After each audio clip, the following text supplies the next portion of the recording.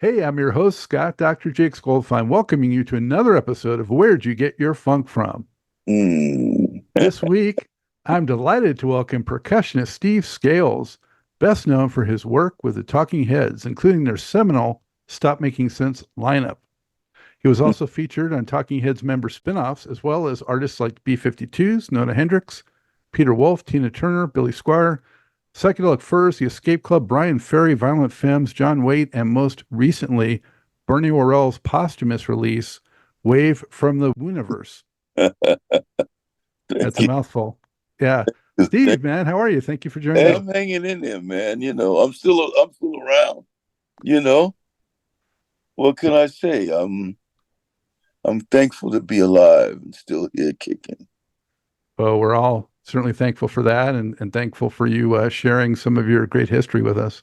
Thank you. You Thank you. know, where are you coming to us from today, Steve? I think you're I'm pretty close. out of the city. I moved to Charlotte, North Carolina, man.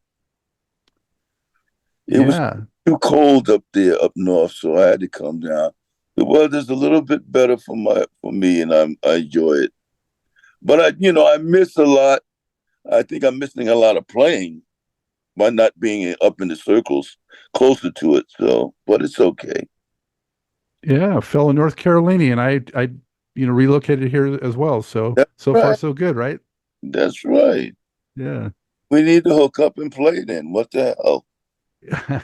I don't know about that. I'll help set your percussion up for you, and you can play. I'm looking for a tech. Don't worry about There it. you go. Well, cool. So, the first order of business, Steve, is Mhm. the title of the show. Where'd you get your funk from? And I think we were talking before. You said it was like in your DNA, which I Yeah, I believe, was but born with my funk. I don't know about you. no doubt, you I know. had funk for forever. It's been a long. I have never been without my funk. How about that? When and how did you first become aware that it was part of you? Hmm. I can go back to when I first wanted to play. I was in the Marine Corps in Hawaii, and there was a concert, and I saw Santana. The first year they came out, it was a Crater Festival, and I was sitting up on a mountain there with a conga drum, me and some guys, and drinking wine and other things. And they start setting congas up on the stage. I said, "Who the heck is this?" And then they put more congas up, and they said, "Ladies and gentlemen, Santana." And I said, "Well, after listening, I said, this is what I'm going to do." So I went back to the bass and I started banging on little round speakers that were in the room and stuff. And I taught myself how to play. My funk came from always being an avid fan of P-Funk. But then you could take Motown. Uh, that's the funk side of it. I started my playing with Ashford and Simpson, and I had the honor to the music. My parts always came from Ralph McDonald. Ralph Mm. McDonald was great, so I learned taste and how to add little things just from his score, his book, and that's was the beginning of my funk, man. And then I just started absorbing and listening to more and more and seeing more and more. And I don't know. I used to go to concerts. I was a fan, and I'd have a bag, and it was like a small bag with shakers in it. Then it got bigger, and I'd go in there with a whole setup, man, in my pocket, playing through the show and stuff. Mm. So that was me, musically, until I started really playing with people. Uh, I can go back to when I met Bernie Worrell. That was a great night. Um, Well, how old were you about when you started actually playing with bands? oh, I was in my 20s. I started late. I started late. I started in my 20s, man. Guy came up to me when I was on the basketball court because I used to play ball, and he says, "Man, you still playing?" I said, yeah, I got some drums, you know. And he used to come on down and audition for this local band called the Winners, man. And Bobby and Tinker, they were in the band and they were playing with Ashford and Simpson. And then so they like pulled me into Ashford and Simpson. Was So it this was was Steve, in New York, or where was this? in New York, yeah, in Yeah. Brooklyn. I'm a New Yorker, man. I'm a native New Yorker, you know that thing. My people are from New York too. So I Oh, was the yeah. first generation, not New York. Yeah. Yeah, don't tell me upstate or nothing. That's not New York. We're talking Brooklyn here, baby. Yeah, my parents are from Coney Island and Yeah, Brooklyn. Yeah. I know. I know that area. Cool. Yeah. Cool. So did you have any musical training at all, or you just kind of went with it? I went to United States Marine Corps School of Music. But before that, when I was young, a kid, I was in drum and bugle, marching and maneuvering, doing, you know, that kind of thing in New York. And the Marine Corps, that's why I was in Hawaii at headquarters. They had sent me to Marine Corps School of Music so I could play. So I was playing drums for like big, heavy dignitaries and things like that.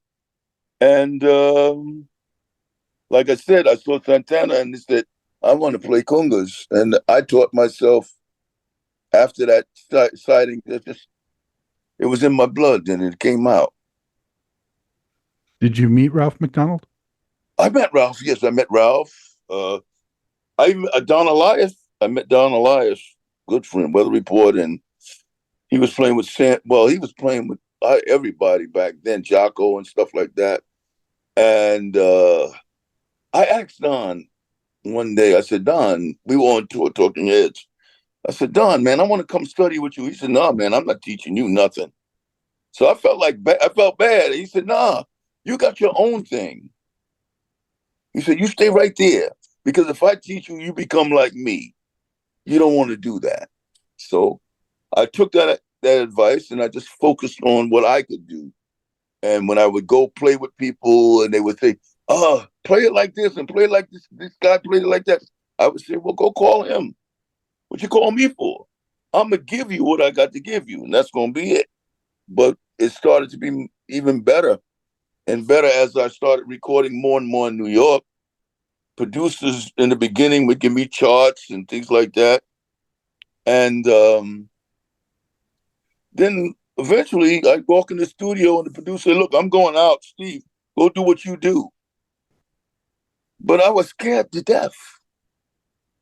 I was afraid, man, for many years. I was playing touring with big bands, heavies. All the cats was in there. John Schofield at times, Bernie, this one, that one, just heavies. And Mark Rivera, who played with Billy Joel and all of them. I was playing with these cats and I was scared to death because I had never studied. All these guys studied. But I made it through. And David Sanborn said to me when I was playing with him, he said, Scales, he don't play a lot, but what he plays is right there on the money. And that comes from Ralph McDonald taught me how to play like that. Just placing percussion. To me, percussion is like I'm in the kitchen. I got a big pot of music. What's my job? Just spice and spice and spice and spice to make it just right. And that's what I do. Do you remember what was the first? You said you were nervous in the studio with all these great players. What was like your first big studio break? My first big studio break would have been Talking Heads. Okay, and how did you make that connection? I I did a session. Me and my partner Tinker Barfield used to be bass player for Luther Vandross. We were in the same band together, and what's Naomi Sailcat, Nairobi Sailcat, used to play guitar for P-Funk. We knew Nairobi somehow. Somebody connected, so we got a call to come in. So we were bringing in a song, me and Tinker. And Bernie was there. I had just met Bernie for the first time. Naori was there, Tinker, me. I think Janice, somebody girl singer was there. I can't think of her name. I want to say Janice Pendavis, but I'm not sure. But either way, the song that me and Tinker brought in, we did it first. So we hit that and laid it down. And so we packed up and we left. And they called us back to come back in to do some overdubbing on it. And Bernie and them were mad. They said, how come you left? You left all the funk. Man, you took all the funk away. We didn't know. We was coming to do one song, so we did some more. And then a few weeks later, Bernie was playing with Buster. So I'm sorry, that was the Space Cadets project, right? I don't know what it was. I swear to God, I think so. Yeah. But Bernie was playing with Buster Jones, and Buster was in touch with Jerry, and Jerry asked Buster to get musicians. So he got Bernie, and Bernie, he said to Bernie, you know any percussionists? And Bernie had just met me. He put my name in. I get a call from Buster about 2 weeks later because my mother was scared to give me the message because she thought Buster was crazy. And I finally get the message. So I called Buster. He said, man, I was getting ready to give up on you. The heads want to talk to you. I said, who the hell are the heads? I know, not to be racial, but I said, what are they? So I go down to meet them at Sigma Sound. And me and Chris had a talk. And I told Chris, look, I don't even know nothing about your music. I don't know who you are. He asked me how I play. I said, I'm going to tell you this. I play in the pocket. I'm not going to play a lot of stuff. I think, Chris liked that about me. So he said, take the tape of Remaining Light and some other songs. And I took it. He said, if you want to do the gig, give me a call. And I went straight to Tinker's house, sat down, and we were listening and listening, but we weren't listening. And then we heard a song. Tinker said, hold up. That sounds like Al Green. So it was Take Me to the River. So we put it back on. I thought these white boys just want to play some funk. So that was it. That's how I got in with the Heads and started recording with them. Because right after we did Central Park, and who else did we do? Central Park, Toronto. And then we did Central Park. They said, we want to take this on tour. Fine, let's go. And the first tour, me and Bernie were roommates. So Bernie guided me through a lot. What was your first or early impressions of Bernie? What was he like in your mind? Bernie was like a brother to me. I didn't know he was that much of a genius. I thought he was crazy because Bernie would play some stuff that was like all the way to the left. But then I started playing with him and I was going with him. He would go and I would go with him. He'd play his lick and I'd be playing licks on my congas and answering him back. And he loved that, man. So we became very close from that point on, from the first tour with the Heads. And through that, I met everybody in P-Funk because every city we hit, somebody from P-Funk came to our hotel room. And every time he did an interview, he made sure I wouldn't leave the room, that I would be invited into the interview with him, along with him. So that was cool. And it opened doors. Then when I got back off of that, David called me up and said, come on, I need you in the studio. I'm fine. I shoot down there. We did in My Life in the Bush of Ghosts. I did that. He did a song called Help Me Somebody. Me and John Cooksey were in the studio just jamming. All of a sudden he says, don't stop. He's got the red light on. He starts recording us. Okay, fine. Next thing I know, I got a big hit, a Sid song. Did I get any writers' royalties from it? No. He robbed me, but that was all right. I got exposure from Talking Heads, and I went on to play with everybody. You name them, I played with them. Well, I remember you telling me, Steve, that those early Heads shows, they were kind of stiff, and you helped loosen them up and give them a little more, talk about that. David Burns was like, they called him the press was calling him when we were in Toronto. They said, we don't even want to, cover these guys because they're boring. But they were trying to figure out who all these people were that was hanging with him. It was Adrian, Buster Jones, Bernie, Dolette, and myself. And that's when the show, we added one person, added, and then next thing you know, we were all up there, and it was like, what the hell is going on? And it was explosive. But David himself was like a stiff piece of board, man. It was like, man, loosen up. And he would get sick and all of this, be throwing up before the show. He was nervous, but we were going crazy. We were just having a good time, And I think from that first tour into the next tour with them, and Buster didn't come, they let Buster go. But me, Dolette, Alex Ware came on, and Bernie. You got to look at it this way. I was like on percussion, so Chris was with me. Dolette was with David, and Jerry was with Bernie, and Tina was with Alex, rubbing off, and we were giving them energy and things to do, and it got crazier and crazier. Not wild and crazy, but it became so much fun and enjoyment because you couldn't look at one person on the stage because somebody over here was doing something. We were just having a ball. And that was the way we did. And that went on to stop making sense. And when we did that, that was it. That was like the show to do, man, When did you find out that there was an intention to film it and do a movie? Oh, we were on tour already. And Demi came, we were in Europe. And Demi, wait a minute, let me get this right, because I'm thinking Tina Turner too, right? All I know is Jonathan Demi came up. He introduced themselves, and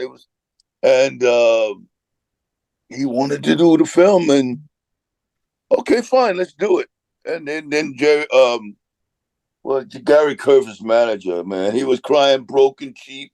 We don't have no money, and we're doing it, but we'll take care of you on the next tour. Okay, I'll do it for you. I like you guys. You guys are all right. But let's keep this straight up. All right, Steve, you're going to be on the next tour. And the next tour never happened because David split and went solo. I don't know why, but, I can't get into all of that. That was very disappointing.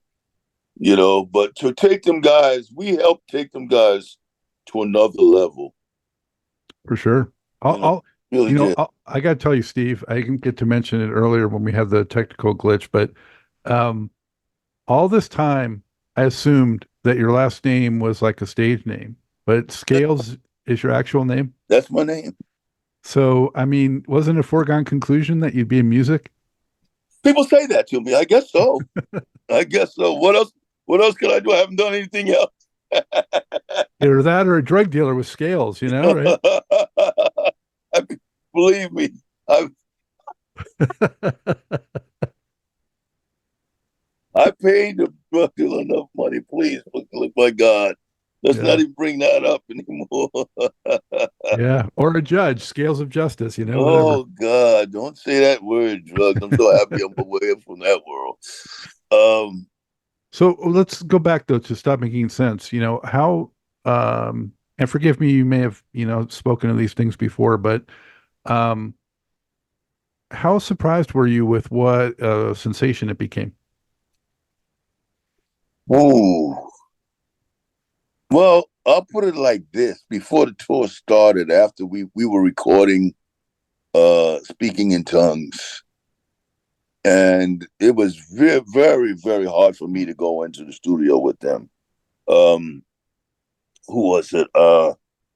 Jerry. I had been doing Jerry's solo albums. I did David's solo albums. I did the Tom Tom Club. So now everybody's egos, walking around their chest out. So every time I'd go in to play a part, there was arguments. No, he should do it like this. No, he should do it like. I said, leave me alone. Chris said it too. Leave him alone. He knows what he's doing. And that we were doing Burning Down the House. Next thing I know, I'm walking into the Ritz in New York, and the soundman there at the booth was saying, yo, Steve, man, you're all over the new album. I said, I haven't even heard it. He said, man, listen. So he put it on, and the intro was me with the toms. And that went to like, boom, that shot up. That was big time. So I guess I started feeling like, okay, maybe this is something big, And from there, even after we stopped, oh God, my phone, I was getting calls to do this album, that album, this album, that album, recording, touring. B-52s called me to do their album. The Bongos wanted me to tour with them. David Sanborn, I went to see them in Memphis. I was off one night, and he saw me. He was a Talking Heads fan, and he said, "Yo, man, come on, I want you to play with me." And I played with him. Yoko Ono. Who else did I do? John Waite. I did Peter Wolf, Ian Hunter. The cats I didn't even know, but they were calling me, yeah, you the man. And I didn't know because, like I said, I was scared. And then I got more relaxed and more comfortable. And I said, yeah, okay, I can do this. At some You know point, what you're I mean? like, "Hey, I'm Steve goddamn Scales, get out of my way." I said, I can do this. This ain't hard. So I started doing it. What would you say are some of your signature elements of your percussive style? I mean, you look at like a lot of famous percussionists that have come through. Ralph McDonald, of course, is one you mentioned some others, but I've had guys on the show like Bill Summers from the Headhunters and Mm-hmm. Doc Gibbs from Grover Oh, Washington, Gibbs was my man, please. and a lot of cats like that. So and Larry Frangangelo and Butch Small from P Larry, Funk. you talking about Larry from P-Funk? Yeah, they've been on the Yeah, show. yeah. Yeah, yeah. So Larry was a good. Larry, very good when I met him in Detroit. Miss him. Um, I had an eclectic style of my own. Like I say, I tried not to focus and listen to other players. I just went on with what I was feeling and taught myself to play what I'm feeling. And it was important for me not to listen to anybody else for years because we have a tendency. Now, music is, no matter what you say, whatever anybody's playing, somebody else played it years ago. And I didn't want to have that on my head about how I was playing. I didn't want to sound like anybody else. So I tried not to listen, but just to feel my way into to what I was doing. And that was from the heart. And that's how I learned to play. So that would be me in my style. Um, very simple, not complicated, but tasteful. I was told it's very tasteful, and I enjoy that. And as I've grown older, I've gotten even better. I didn't get any confidence until I was out with the Tom Tom Club years later, man. And they was introducing me to Prince's drummer, Michael Bland, I think it is. And when the poor girl said, "This is Michael," I said, "Oh yeah, pleased to meet you." And she said to him, he said, "I know who this is. He's a legend." I said, "Who are you talking about?" I said, "Who, me?" Yeah, he said, "Yeah, man, you." And that's when I started getting confidence. Now I had played for years with all these other people, but when I heard that from somebody else that I admired, that made me feel good. Will Calhoun and them from Living Colors, they said the same thing about me, introducing me to his nephews. He was telling them, man, this guy here, he's the reason why we got in. So you got to realize at the time, there wasn't a lot of black guys playing rock and roll during the new wave era. I was in the forefront of that with Bernie, myself, and we was playing some good music. And we were doing a lot. I mean, I was doing a lot, man. A lot of recording and just hanging, man, having a good time. I was going nuts out there for a while. But I thank God for me being able to do what I've done. I used to tell people all the time, I said, if I quit tomorrow, I have no problems. I feel just as good as I ever did. I feel like I've been to the mountaintop playing wise, and I've even looked over on the other side. So I have no regrets. I can always say I've done some things, and I enjoyed that. Well, and especially all this time later when, there's still so much love and appreciation for so much of that music. Mm-hmm. And that, it was a year or two ago when they brought Stop Making Sense back again and they had a special whole big deal with that. And Yeah, I uh, went out. I flew out to LA for that part of it. Yeah, that was cool. That was cool. what can you tell us about some of the personalities in the heads? How would you describe David, Chris, um, and the other members? The coolest guy in the band was Chris. He was real. Okay, that's I could just lay that down. Jerry was next, but Jerry had an ultimatum about himself, and I could see that within him now. Um, he's always been trying to prove that he was as good as they were, meaning David, and they were in a competition. David surprised me to become so selfish because David is a Taurus, I'm a Taurus, and Chris was a Taurus. And Taurus are giving people. And to turn around and be like, I don't want to play with y'all and that kind of stuff. I was like, whoa, man, like you wouldn't be there if it wasn't for us. Where do you get off? Why do you think you're the greatest thing since chocolate syrup? You know what I mean? It's disappointing to talk about that aspect of people. And I don't like talking about people. But I can just say Chris was real. I enjoyed him. He's like a brother to me. Um, David always treats me the same way. Good feeling. But I just was hurt that he don't want to play. And in my eyes, if you put Jerry on a solo, it's not that good. If you put Tom Tom Club on the solo tour, it's not that good. And you put David out there. I saw the marching band thing.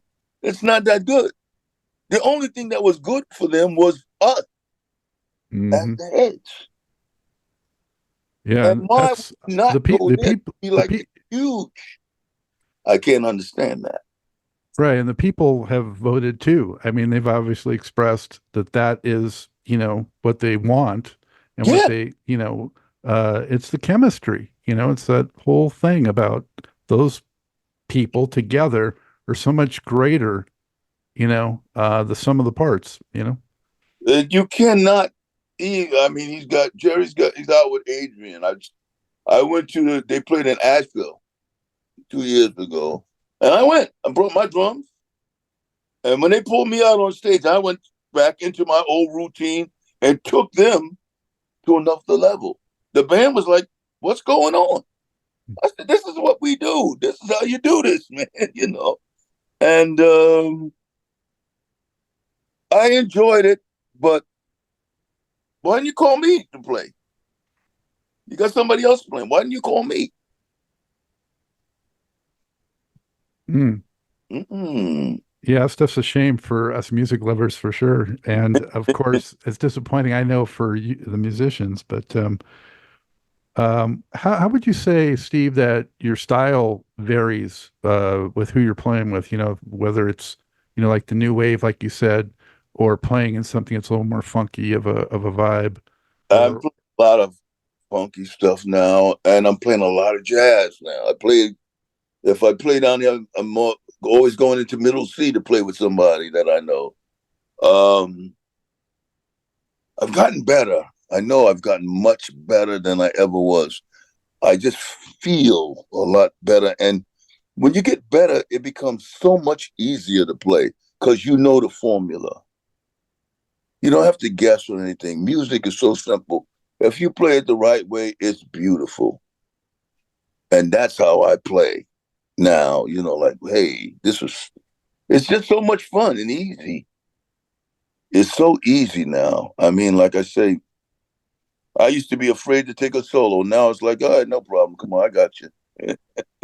So it's much easier for me It's like in my muscle. mind. It's muscle memory now. So it's like you can just not think of. Don't overthink it, right? Don't think it. Just play it, man, and feel it, and you got it. If you can feel it, can you feel the funk? Yeah, you can feel it. What was it? We played Woodstock with Bernie. Bernie used to tell me stories about George, but I'm not gonna get into that.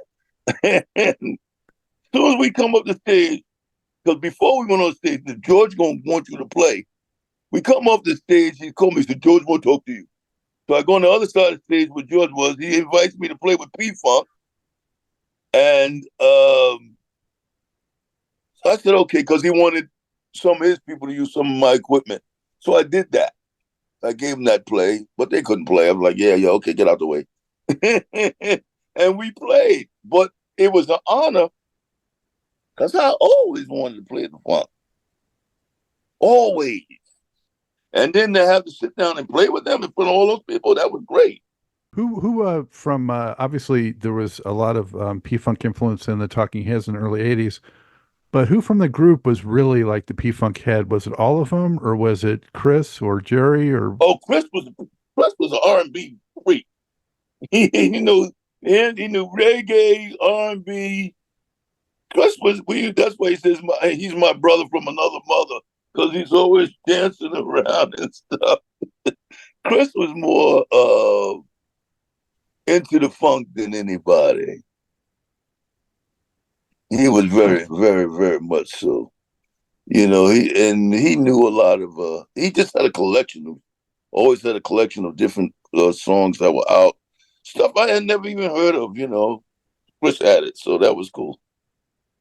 Are you on Genius of Love? No, I did the next album. Okay. I did Bone, was close to the Bone album. Then I did a live album at their house. We did an album, and I toured a little bit with them. But at that time, when they were touring, I was touring with like Tina Turner, playing on stage with Tina, with Mick Jagger, with Eric Clapton, that kind of stuff. So I had gone to another level. But I would have played with them no matter what because they were like family to me.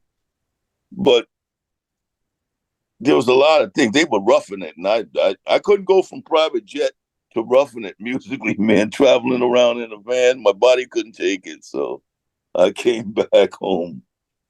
But yeah, it was a time. I was out there. I was pretty hot. What's one or two of the most unforgettable road experiences that just really stick in your mind that you could share? Oh man, Tina Turner HBO special live from Brazil. Like 200,000, 250,000 people in the Americana Stadium. That was like, are you kidding? That's big time, man.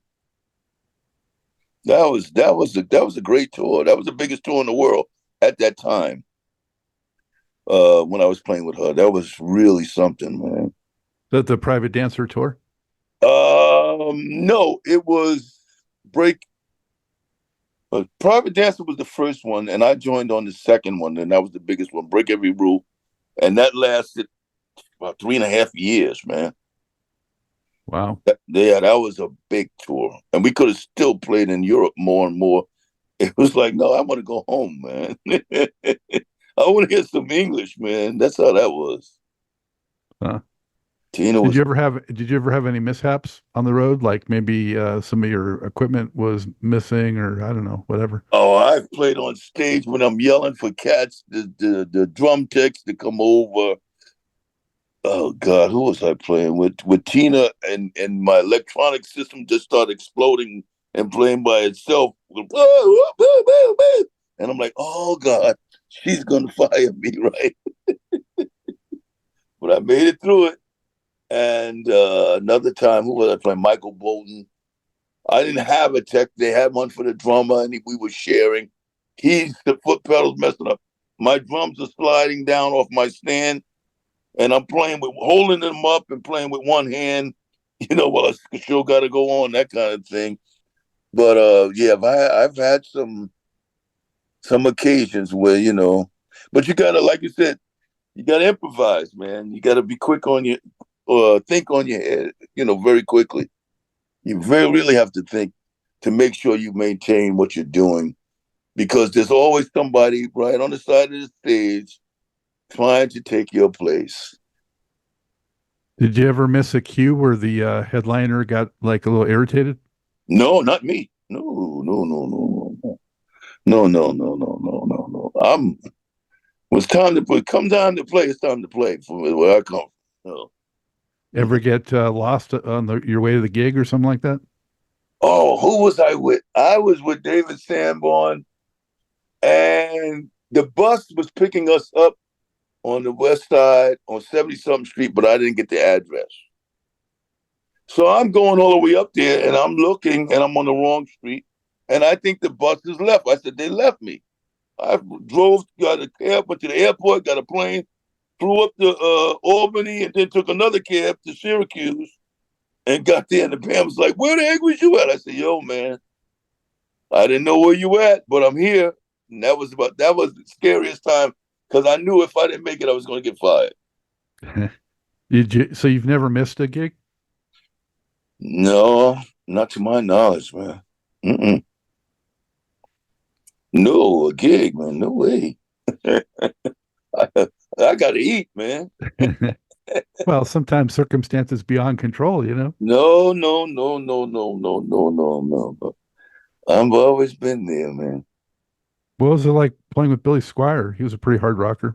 I didn't play with Billy Squier. Oh, he was on the list here. Huh? He was on my list. I thought you did. No, I didn't play with Billy Squier. Did you play with Nona Hendryx? I did. Nona Hendryx. I met her with her talking head. She's like my sister.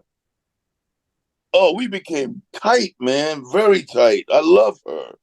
I did a lot of work with Nona, man. Matter of fact, it was funny because she didn't have a record deal, and we were all Bernie.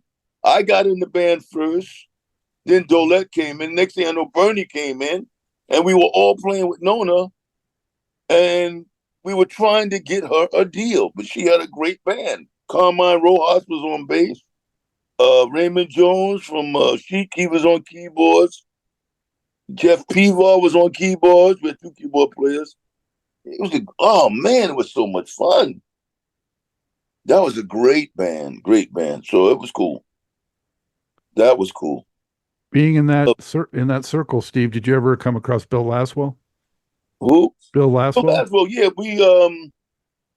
where were we at? We were working in his studio when we did Nona's album in Brooklyn. But he worked more with Bernie. He was never friendly to me, but it was all right. It was all right. It didn't matter, because I was up and coming at that time when he was running around with Bernie. And like I said, I was low man on the totem pole. That's why I was scared. But after a while, I got comfortable. I didn't care. I'm playing. Did you play sets with Bernie, like doing his own thing at all? I sat in. He called me to come up to Hartford, Connecticut. I sat in there for that. And I did Woodstock with him. And that was about it. But we had played so much with the heads and stuff. We were like locked in, man. We were tight. We were tight. Do you think Jerry was intimidated or just kind of thrilled about Bernie being part of that? But Jerry was kind of thrilled, but he was in competition. He was always trying to outshine, and you can't outshine somebody like Bernie. You accept him and you play, man, and you learn, and you'll be fine, But Jerry learned a lot from Bernie, but he'll take a lot of credit.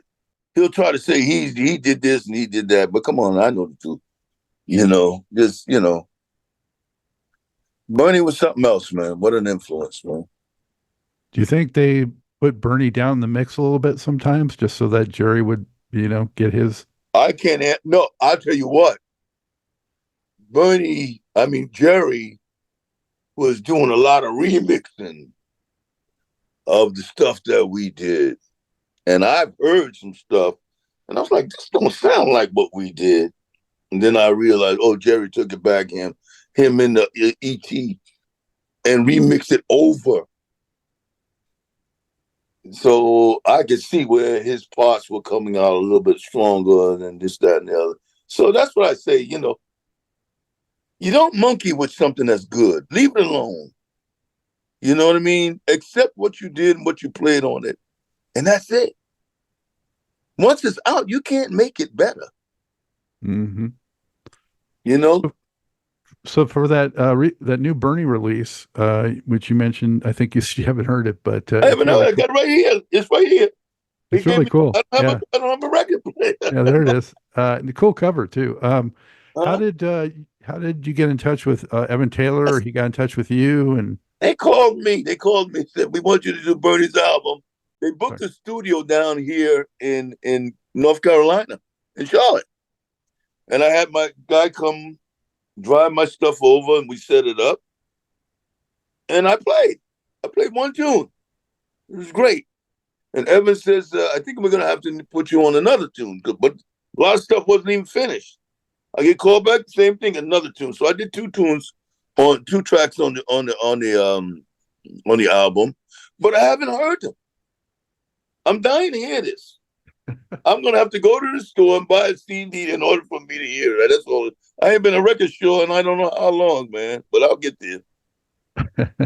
don't have a record player anymore, huh? Who the hell has a record player? You got one? Oh yeah. Well, lucky you. I don't Yeah. have one.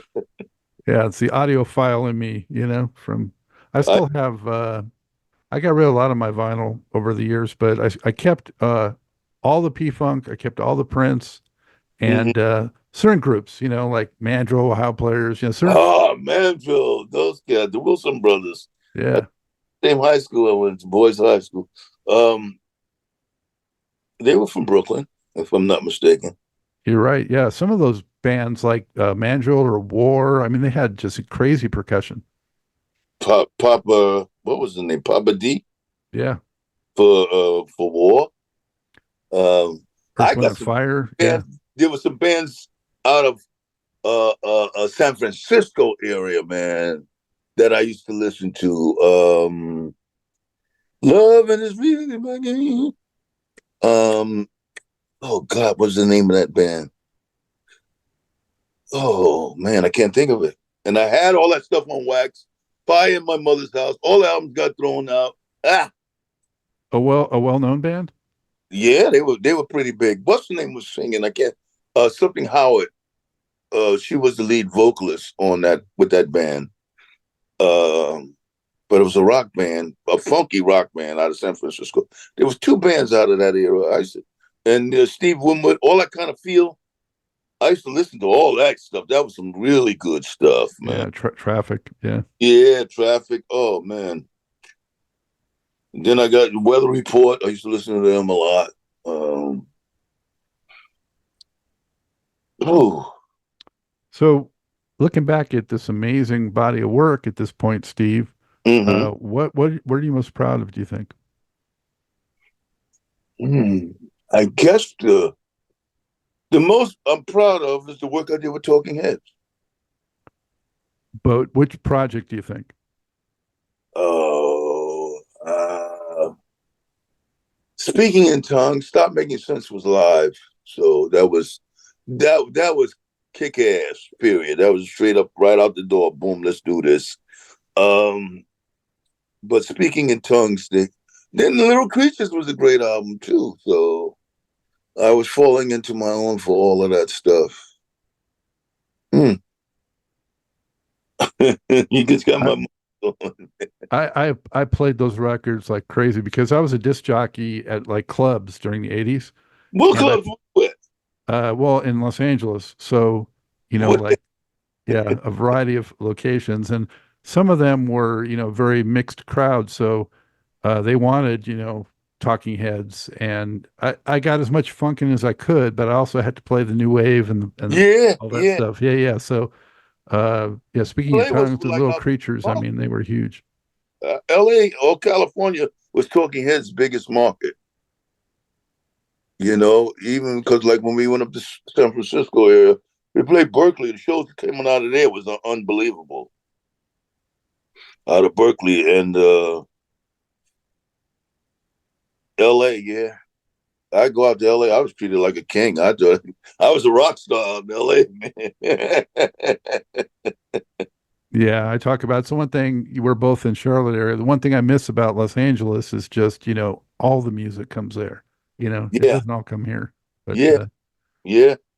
uh my own choice on that Speaking in Tongues was Girlfriend is Better, just because Mm-hmm. I think that was arguably the funkiest track on there with Bernie doing his thing, Uh-huh. you know. I got a girlfriend. Yeah. Um And then I'm thinking about it when we did it live. It was really fun. yeah, yeah, it was so much fun watching you guys do it. Yeah, that was great. Those were good times, man. Like I Uh said, I'm proud of my work doing And it's that video. multi-generational, like I'm saying, my son is 20 now. A few years back, I showed that to him, and generations are going to keep embracing that because it's so classic, Well, keep it going, man. you know. Keep it going. Maybe somebody will call me up again and say, let's go back out or something. I got one more question for you to rack your brain. Go ahead. You get one more. I'm through, man. I only got one more. I'm old now. All right, you're on a desert island. You're on an island stuck on the Outer Banks or something like that. I don't know. And you only can have 5 albums or CDs or whatever, but five. What might they be? Whoa. The mothership. Stop making sense. No, wait. Let me caveat. It can't be one that you performed on. Okay, fine. The mothership, Purple Rain. Uh, there was a song, an album by Quincy Jones called Gula Matari. That was, I used to love that album. And then let me see who else.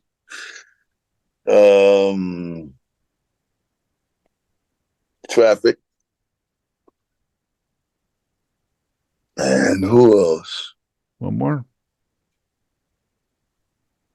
I guess the Police. Hmm. No, you too. My boys, you too. Hmm. They were good friends of mine, man. I loved it. They were good guys. You Huh. too. I still haven't found what I'm looking for, baby. Did you ever cross paths with Prince or come in any kind of I contact? met Prince. I was with Michael Bolton. They took us from some club and said, we're going to Prince's studio. We drive all the way out there to the studio. And I jump out the limo because I got to go to the bathroom. I run up these stairs, big door. I see a shadow of a little person. He opens the door. I said, where's the bathroom? I got to go. He said, right there. And I took about 2 steps. I turned around and said, hold up. You him. Because I had been around him and when he wasn't speaking to anybody. Remember he had the slave on his thing and he wouldn't talk? Mhm. During that period, yeah. Oh, yeah. I should have put the Temptations in with Papa Was a Rolling Stone. That was one of my favorites, too. I didn't even go on Motown side of town. So, all Yeah, right. and then speaking of Prince in the Bay Area, makes me think of Sheila E. percussion too. The Escovedo family. I saw her when I first saw her. She was playing with George Duke, Mm. and Leon and Ndugu was playing drums. I forget who played bass, but they were like, I was playing Ashford and Simpson too at that time. Byron Miller was playing bass, I think. Who? Byron Miller. I'm not sure. I can't remember. You're killing me. Um, I know Ndugu was playing drums, Sheila and George, but we did a bad show. We had 2 nights with them. The first night, so Valerie took us straight from the plane to the stage, and we got back on track. And when we came out for the next show, we killed them. And George and them were like, "What happened to you guys? What's going on? Why was you like that?" We said, "That's the locomotive, baby. We can run you over." That was fun. That was a good time. Cool Jazz Festival, 1977, I think, or something like that. Wow. Yeah. I saw George Duke about 78. Yeah. Live. No, yeah, it's Yeah. about 70, 78, 78 probably. Yeah. Hey, man, it's been a pleasure. My wife is home. I got to sit down and talk with her for a while. Hey, I can Thank dig you, it. Scott. But tell the folks what you might get into in 2025. What are you hoping to do? Oh, God. I do go back to Connecticut and I play. I look forward to playing a 2, 3 day jazz festival with some heavies, man. Um, oh God, J. Rowe, Marion Meadows, Nelson Rangel, Katie Minucci. Oh man, what's his name? Jeff Lober. He's been up there with us. This Vincent Ngala. We all come in every year and we do this, man. And I play. You get 5 artists per night, but I'm with the band, and I'm playing with every artist. So each day you learn the songs. That night, bam, you kill it. The next day you go back and you learn all the songs for the next show, and you kill it. It's a great weekend for me, man. I love that. That's So I look awesome. forward to that. I look forward to that. But I want you to take the opportunity, Steve, to plug if you're, looking for gigs, you're available, whatever, let the people know. Yeah, I'm available. Anybody wants some good percussion, give me a call. You know what I mean? Steve Barskal at yahoo.com is my email, man. SteveBarscal. Um, Give me a call. I mean, give me a thing. We'll exchange. I'm easy, man. I like Yeah. to play. So I'm not a rock star or anything like that. I just want to play and have a good time. That's me. Right on. Well, we got to revive Charlotte, I think, together. Yeah, yeah. All I love right. it. Hey, thank you All so right. much for doing this, Steve. It's been a blast and greatly appreciate it. Thank you for all the great music through the years, too. Thank you very much. God bless you. I appreciate it, man. God bless.